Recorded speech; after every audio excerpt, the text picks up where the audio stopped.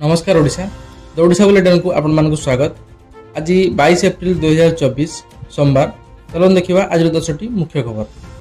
Number 1, April 25 तारिख में सोनपुर गस्तर आसुच्चंती अमित शाह। आरंभ हो गला 2024 निर्वाचन पर प्रचार माहौल। ओडिशा सरगरम प्रचार शुभारंभ कला बीजेपी। यही क्रम में ओडिशा आसिबे केंद्र गृहमंत्री अमित शाह।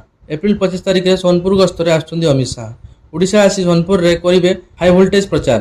तेरे 25 तारिख अपराह्न एक विशाल जनसभा जोगदे जनता को संबोधित करेंगे शाह। बलांगीर लोकसभा निर्वाचन मंडल में सोनपुर आसुवा बेले यह संसदीय क्षेत्र में संगीता सिंह देव को सांसद प्रार्थी करिछि दल। नंबर 2, आरआरबी पक्षर 8000 टीटी पोस्ट लगी आवेदन आह्वान करा जायछि। भारतीय रेलवे रिक्रुटमेंट बोर्ड आरआरबी पक्षर 8000 टीटी पोस्ट लगी आवेदन आह्वान करा जायछि। आग्रही इच्छुक प्रार्थी भारतीय रेलवे ऑफिशियल वेबसाइट indianrailway.gov.in को जाई ए विषय विस्तृति विवरणी पाई परिबे। एथिपाई आवेदन प्रक्रिया मे 2024 रु आरंभ हेबो, जून 2024 रे शेष हेबो। परीक्षा तारीख खूब कम दिन मध्य घोषणा करा जिवो। Post travelling ticket examiner TT 8000, बयस सीमा सर्वनिम्न 18, सर्वोच्च बयस 28 वर्ष, दरमा 27400 रु 65600 टंका। शिक्षा योग्यता प्रार्थी मैट्रिक परीक्षा किंबा युक्त 2 परीक्षा किंबा स्वीकृति प्राप्त बोर्ड रु डिप्लोमा करिथिबा उचित। नंबर 3, आसंता 25 तारिख रु राज्यर सब स्कूल छुट्टी। राज्य में बढ़ी चलती खरा को दृष्टि रखी पदक्षेप नि द्वादश श्रेणी जाए स्कूल में ग्रीष्मकालीन छुट्टी घोषणा कर राज्य सरकार। संभाव्य ग्रीष्म प्रवाह और पाणीपाग विभाग सूचना को दृष्टि रखी राज्य सरकार चलित एप्रिल 22 सोमवार रु 24 तारिख बुधवार पर्यंत 3 दिन पर समस्त सरकारी अनुदान प्राप्त और बेसरकारी विद्यालय गुड़िक सकाल 6:30 रु 10:30 पर्यंत खोलने निष्पत्ति नहीं। चलित एप्रिल 25 तारिख गुरुवार ठारू ग्रीष्म छुट्टी पर सरकार निष्पत्ति नहीं। ग्रीष्म छुट्टी समय सरकारी और सरकारी अनुदान प्राप्त विद्यालय छात्र छात्री शिक्षक शिक्षयित्री मानक शिक्षा तथा शैक्षिक कार्यक्रम निमंत राज्य प्राथमिक शिक्षा निर्देशक, राज्य माध्यमिक शिक्षा निर्देशक एवं उच्च माध्यमिक शिक्षा निर्देशक प्रत्यक्ष तत्वावधान में विद्यालय परिचालना करा जिवो। नंबर 4, युक्त 2 परीक्षा खाता देखा विलंब सोमवार दिन सारिबा पई लक्ष्य रखा जायछि। धार्य समय सरिलानी उक्त माध्यमिक शिक्षा परिषद CHC परिचालित युक्त 2 परीक्षा खाता देखा। शनिवार द्वितीय पर्याय खाता देखा सारिबा पई चूड़ांत होइतिला, हेले छुट्टी रहिथिबारु एथिपई खाता देखिया विलंब होइछि। तेबे द्वितीय पर्याय खाता देखा आसंता 22 तारिख सुधा अर्थात सोमवार दिन सारिबा पई लक्ष्य रखा जायछि। CSC रे जड़े वरिष्ठ अधिकारी कहवा कथा 80 रु 90% खाता देखा सरी जायछि। तेबे बाकी रहिथिबा खाता आसंता सोमवार दिन शेष करा जिवो। तेबे पूर्व सूची अनुसार मे 15 सुधा रिजल्ट प्रकाश पाइब। चलित वर्ष समुदाय 27 लाख खाता मूल्यांकन करा जाउछि। प्रथम पर्यायर 40% खाता मूल्यांकन सरीथिबा बेले द्वितीय पर्यायर अवशिष्ट खाता देखा चलीछि।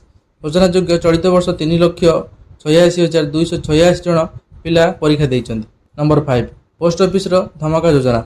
दमदार रिटर्न एवं सुरक्षित निवेश पई post office officer saving scheme base लोकप्रिय हो जाइछि। पिलांठारु आरंभ करी वयस्क पई अनेक प्रकार सेविंग स्कीम जारी रही। एथिमध्य गोटे स्कीम केवल सुध को ही लक्ष लक्ष टंका रोजगार हो पारिबो। पोस्ट ऑफिस रे टाइम डिपोजिट स्कीम रे 5 वर्ष एही योजना टंका सुरक्षित रहिबा सह दमदार रिटर्न मध्य मिली पारुछि। तेनु एहा ग्राहकଙ୍କ मध्य खूब लोकप्रिय योजना हो पारिछि। निज रोजगार संचय को सुरक्षित स्थान रे निवेश करिबा सह एथिरु दमदार रिटर्न पाइबा पई समस्त इच्छा करितांती। एथिपई पोस्ट ऑफिस द्वारा स्मॉल सेविंग स्कीम सबुठारु भल विकल्प हो पारिबो। Post office time deposit scheme रे बढ़िया सुध सहित अनेक लाभ ग्राहक एथिपई ग्राहकों को 7.5% सुध दिया जाउछि। गत वर्ष एप्रिल 1, 2023 रे एही पोस्ट ऑफिस समय रे जमा योजना रे 5 वर्ष पई उपलब्ध सुध हार 7% रु 7.5% को वृद्धि करा जायतिला। एही सुध हार सहित एही डाकघर योजना हेउछि सर्वोत्तम संचय। नंबर 6, बॉलीवुड अभिनेता पंकज त्रिपाठी भौणी एवं भिणेई एक सड़क दुर्घटना रे शिकार होइछन्ति। बॉलीवुड अभिनेता पंकज त्रिपाठी भौणी एवं भिणेई एक सड़क दुर्घटना शिकार होइछन्ति। एही दुर्घटना रे पंकजଙ୍କ भिणेई राजेश तिवारी मृत्यु होइथिबा बेले पंकजଙ୍କ भौणी सरिता गुरुतर आहत अछन्ति। वर्तमान मध्य तांको अवस्था गुरुतर रहिछि। तेबे पंकजଙ୍କ भिणेई राजेश को मुन्ना मध्य कुआ जाउथिला। से जने रेल कर्मचारी एवं चित्तरंजन स्टेशन तांकर पोस्टिंग होइथिला। ସେମାନେ बिहार रो गाँव फेरुथिले। एही समय मध्य से GT रोड धनबाद निराश निकट में सड़क दुर्घटना सम्मुखीन होइछन्ति। तेबे अगस्त 2023 रे पंकज किछि मास पूर्व तांको पिता को हराइथिले। नंबर 7, ICICI बैंक ग्राहकों को देला बड़ झटका। देशर द्वितीय बड़ घरोई बैंक ICICI ବ୍ୟାଙ୍କ ନିଜର ଶୁଳ୍କକୁ ବୃଦ୍ଧି କରିଛି। ବ୍ୟାଙ୍କ ନିଜର IMPS, cheque book, debit card, ବାର୍ଷିକ charge, internet certificate, balance certificate, address verification ଆଦି ଅନେକ ଚାର୍ଜରେ ପରିବର୍ତ୍ତନ କରିଛି। ବ୍ୟାଙ୍କ ନିଜ ଅଫିସିଆଲ ୱେବସାଇଟ୍ ସର୍ଭିସ ନୂଆ ଚାର୍ଜ ମଇ 1ରୁ ଲାଗୁ ହେବ ବୋଲି କହିଛି। ବ୍ୟାଙ୍କ ଅଫିସିଆଲ ୱେବସାଇଟ୍ ସୂଚନା ଦିଆଯାଇଛି କି ବ୍ୟାଙ୍କ ନିଜର ଡେବିଟ୍ କାର୍ଡ଼ର ବାର୍ଷିକ ଫି ପରିବର୍ତ୍ତନ କରିଛି। ଏବେ ସରକାରୀ ବ୍ୟାଙ୍କ ଗ୍ରାହକ ବାର୍ଷିକ ଫି ଭାବେ 200 ଟଙ୍କା ଏବଂ ଗ୍ରାମୀଣ ଗ୍ରାହକ 69 ଟଙ୍କା ଦେବାକୁ ହେବ। ଗ୍ରାହକ ଚେକବୁକ୍ ପାଇଁ 25 ଟଙ୍କା ଚାର୍ଜ ଦେବାକୁ ହେବ। ସେହିପରି ପ୍ରତି ଚେକ୍ ପାଇଁ 4 ଟଙ୍କା ଶୁଳ୍କ ଦେବାକୁ ହେବ। ଡିଡି କିମ୍ବା ପିଓ ରଦ୍ଦ ଏବଂ ଡୁପ୍ଲିକେଟ୍ ରିଭେଲେଟେଡ୍ ହେବାର 100 ଟଙ୍କା ଦେବାକୁ ହେବ। IMPS ଜରିଆରେ ପଇସା ଟ୍ରାନ୍ସଫର କଲେ 1000 ଟଙ୍କା। ନମ୍ବର 8, ରାସ୍ତା ମଝିରେ ଚଳନ୍ତା କାରରେ ଲାଗିଲା ନିଆଁ। ରାସ୍ତା ମଝିରେ ଚଳନ୍ତା କାରରେ ଲାଗିଲା ନିଆଁ। ଯେତେବେଳେ କାରରେ ନିଆଁ ଲାଗିଥିଲା, କାର ଭିତରେ ଥିଲେ 3 ଜଣ ଯୁବକ। ସେମାନେ ଗାଡ଼ିରେ ନିଆଁ ଲାଗିବା ଜାଣି ତୁରନ୍ତ ଗାଡ଼ି ଭିତରୁ ବାହାରକୁ ଆସିଥିଲେ।